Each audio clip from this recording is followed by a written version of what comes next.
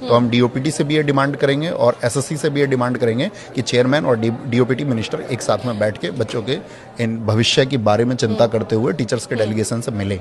जाते जाते मैं आपसे चाहूंगी कि एक बार स्पष्ट शब्दों में ये जो मांगे हैं ये आप रखें ताकि ये मांगे पहुंचे सही लोगों तक, प्रशासन तक, सरकार तक और इन मांगों पर ध्यान दिया जाए और जो भविष्य है छात्रों का वो सुधारा जा सके। मैम पहली डिमांड तो यही है कि जो वेंडर है वो अकाउंटेबल वेंडर इनको चुनना चाहिए, जो जिम्मेदार रहे, जिस पर संदेह ना हो, इन बच्चों को विश्वास रहे। एक अच्छा वेंडर होना चाहिए। एडिक्विटी को बैन किया जाए।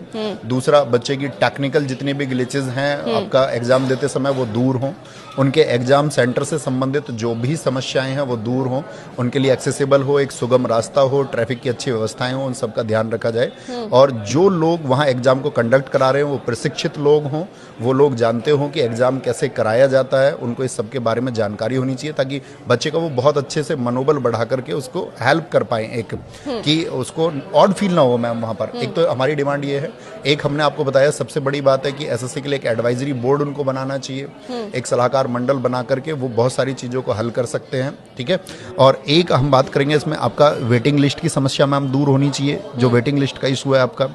और रॉन्ग क्वेश्चन एक इशू है सबसे बड़ा कि गलत क्वेश्चन आएंगे तो बच्चे उसके लिए पे नहीं करेंगे। और क्योंकि मैम गलत क्वेश्चन करते समय बच्चे का एग्जाम में जो टेम्परामेंट वो चेंज हो जाता है, उसका संयम खो जाता है और उसकी वजह से बहुत सारी गड़बड़ियां होती है। और प्लस में आप उससे पैसा और ले रहे हो, बल्कि आपको तो उसके लिए बच्चे को कंपनसेशन देना चाहिए कि हम लोगों ने गलत क्वेश्चन दे दिया, इस समय पर आपका जो मेंटल टेम्परामेंट है वो चेंज हो गया होगा, आपको बड़ी गड़बड़ आई होगी। ठीक है। एक एग्जाम सेंटर्स मैम चाहे चॉइस ज़्यादा हो, आपका एग्जाम सेंटर चाहे तो 3 से आपका 5 भरा ले, लेकिन बच्चे की चॉइस से दे जहां वो जा सकता है, क्योंकि वो उन्हीं को चुनेगा। ठीक है। बच्चे के साथ सेंटर पे किसी तरह का दुर्व्यवहार नहीं होना चाहिए।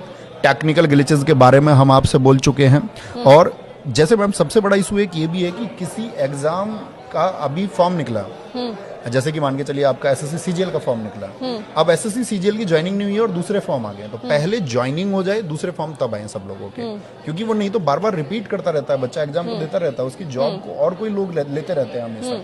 तो ये सब चीज़ें हैं जिनके बारे में एसएससी को विचार करना होगा। और बहुत सारे मुद्दे हैं मैम जिस पे हमारा टीचर्स का डेलीगेशन एक बहुत अच्छे तरीके से हम वही डिमांड फिर रखेंगे कि आपका एसएससी चेयरमैन को मिलना चाहिए और डीओपीटी को मिलना चाहिए। बिल्कुल। रणनीति क्या रहेगी आगे, बता दीजिए आप कि अगर ये जो प्रदर्शन चल रहा है इसी तरीके से जैसे कि हमने देखा लाठीचार्ज हुआ है, डिटेन किया गया है, तो मतलब प्रशासन जो है साफ तौर पर तो इस बात पर अभी सीरियस नजर नहीं आ रहा है, तो आगे की क्या रणनीति रहेगी आपकी? इसी तरह से प्रदर्शन जारी रहेगा? प्रदर्शन बिल्कुल ऐसे ही जारी रहेगा मैम। बच्चों के अंदर बहुत तीव्र आक्रोश है और बच्चे कल नहीं थे, कल तो सिर्फ टीचर्स थे। और अगर यही आक्रोश उनका बढ़ता रहेगा और सरकार उनको कोई समाधान नहीं देती है, एसएससी उनको कोई समाधान नहीं देती है, आपका डीओपीटी उनका समाधान नहीं करता, तो मैं कहता हूँ इस देश का लाखों बच्चा सड़कों पे उतरने को मजबूर होगा और उसको मजबूर किया जाएगा एडमिनिस्ट्रेशन के द्वारा, इस खराब व्यवस्था के द्वारा, और वो बहुत संगठित तरीके से उतरेगा और अपनी मांगों के लिए अंतिम दम तक लड़ेगा।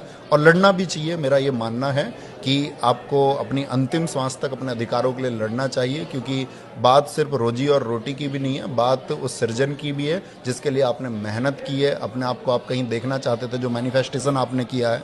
तो वो सब सपने जब जिस बच्चे के छिनते हैं तो मैम वो सड़क पर आएगा और वो संगठित होकर के आंदोलन करेगा और संवैधानिक तरीके से वो अपनी बातों को रखेगा। क्योंकि ये कोई मैम अगर हम बात करें जिसके अधिकारों को छीनने की बात चल रही है ना, ये एक शिक्षित युवा है, ये शिक्षित युवा है। इसमें से आपका मैक्सिमम बच्चे ग्रेजुएट हैं जिनके सपने आप देखोगे एसएससी जैसे एग्जाम्स के लिए बहुत सारे बच्चे इंजीनियर्ड हैं।